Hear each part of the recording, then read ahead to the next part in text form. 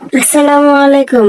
আজকে পড়বো অজু সম্পর্কে, অজুতে ফরজ সম্পর্কে, অজু ভাঙার কারণ সম্পর্কে। অজুতে 4 ফরজ। 1. সমস্ত মুখ ধোয়া। 2. দুনো হাতের কনুই সহ ধোয়া। 3. মাথা মাসে করা। 4.